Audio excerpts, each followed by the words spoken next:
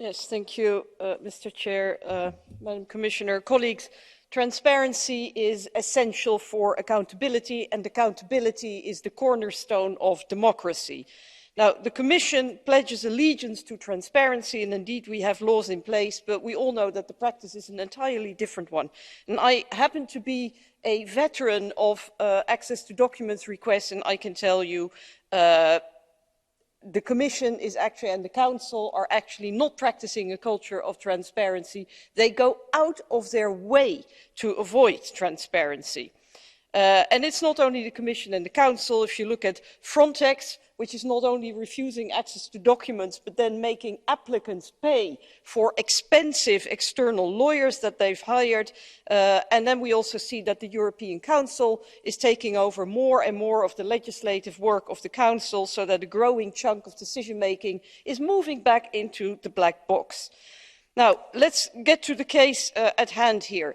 The European Commission has its own wrong interpretation of the transparency regulation. And this is not me considering that. This is considered maladministration by the European Ombudsman. And the European Ombudsman knows a thing or two about transparency. Yesterday, a Dutch newspaper called Follow the Money disclosed internal papers from the Commission legal service and other services that show that the legal service had already warned against the Commission interpretation of the transparency regulation, saying that the definitions were insufficiently precise. So the Commission knew, but it chose to ignore those warnings. Now, if we cannot trust the guardian of the treaties to be open to scrutiny, if the guardian of the treaties is deliberately, knowingly misinterpreting the transparency rules, how can we trust them? Now, there's been the case of the text messages exchanged between President von der Leyen and Mr. Bourla, and I think it is high time that President von der Leyen confirms if they have been deleted, yes or no. And to those who start to hyperventilate about the confidentiality of commercial negotiations, you should know the transparency regulation, okay? I recommend everybody reads it, because the fact that those messages are considered a document officially doesn't mean that they will automatically have to be published, but they must be open to requests for access.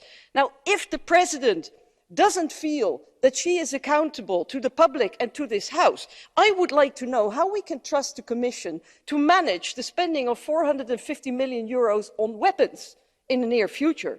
I'm all in favour of the military support to the Ukraine, but I also think that strict scrutiny is in order. Now, President von der Leyen also happens to have a past as defence minister, where she ran into the same trouble with an exchange of messages that she deleted, so she should have known better. Incidentally, I think President von der Leyen should have been here.